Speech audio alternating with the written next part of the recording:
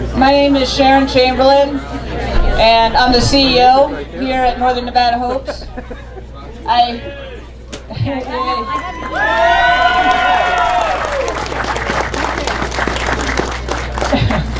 That's sweet. I actually had something funny happen to me this morning. I shared it with Ivy, who's standing over here somewhere. I was going to point her out because it embarrasses her. But I had a patient stop me. I was hoping that this would be like a closed podium, because I had a patient stop me, and he gives me lots of fashion advice. And I take it very seriously. I really do, because that's not my thing. And he stopped me this morning. He pulled me aside and he said, "The choice of your outfit is very unfortunate today." Then he turned around and walked off. So I was hoping I'd have some coverage. I'm thinking maybe I should have worn black pants. I don't know. I'm just going to roll with it. So bear with me, please. So thank you all so much for being here today. Today is a great and a big day for our community. None of this would be possible without each and every one of you that are here with us. I hope that I can individually find you and thank you. If I don't get a chance to today, at some point we'll follow up and talk. It means a lot to all of us that you're here. But today I wanted to dedicate this groundbreaking to the people I think who do the hardest work at Hopes, and that's our patients. The other day I was walking into work, and it was still dark outside. It was pretty early, and I hear somebody behind me, a man, say, "Ma'am, excuse me, ma'am." And I, of course, just keep walking because I don't have a single person in my life that calls me ma'am.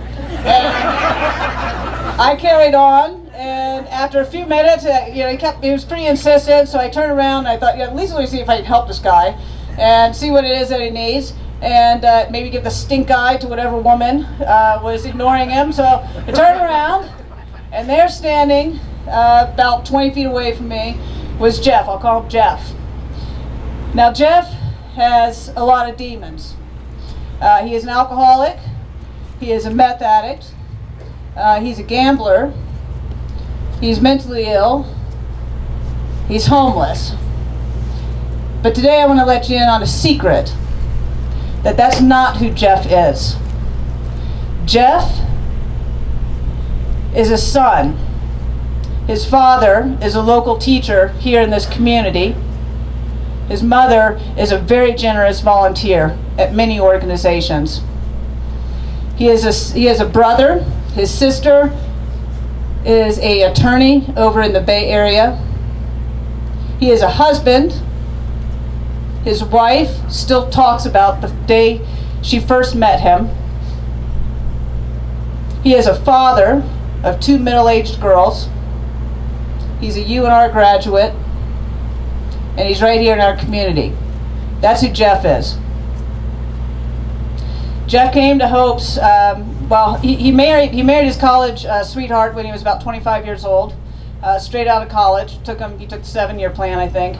But he got out of college, and he graduated, married his sweetheart. They started a family, and he got a great job. And he was working hard, really hard, supporting his little kids, the little babies that they had. And somewhere along the line, as he did better and better at work, he started to get more and more responsibilities, and those days turned into longer and longer days. And soon he was working 12 to 14s, and that was the norms, and it was 7 days a week. He came home, his family were there, it was busy. He was tired, he was exhausted all the time. And one of his coworkers one day turned him on to a little Coke. It's just enough to kind of help him keep the edge, keep him going, keep him moving forward, keep him focused, keep him achieving, keep him providing for his family. He took that soon. He needed a couple of drinks to help him come down. Eventually, he started using meth. Now, we all know how that sometimes goes, not always, but how it sometimes goes. And eventually, he lost control of his life. First, he lost his job. Then he lost his house. Then his wife took the kids and moved back in with her parents. And then he moved out on the street. By 30 years old, he had lost everything that he had ever worked for, ever dreamed of, ever wanted. About 2 years later, he walked into Hopes. I'm going to tell you another secret. That took a hell of a lot of courage. He walked into Hope's and he started doing the hard work. Met with behavioral health specialists, and he started coming into therapy every single week. Found out that he was bipolar and started getting his medication to treat that. He worked with our social services, case managers, and we got him housed, not once, not twice, 3 times, because addiction is a continuum and it includes relapse. But he kept coming back. He got in to see a medical provider for the first time in 7 years. He kept working. So when I turned around, he was standing there in the dark in front of me. I hadn't seen him around as much lately, and he looked pretty good. And he said, I came to tell you today that I'm going to my daughter's parent-teacher conference. And he had tears that started to well up in his eyes. And he said, I just want to thank you. And I said, no, stop.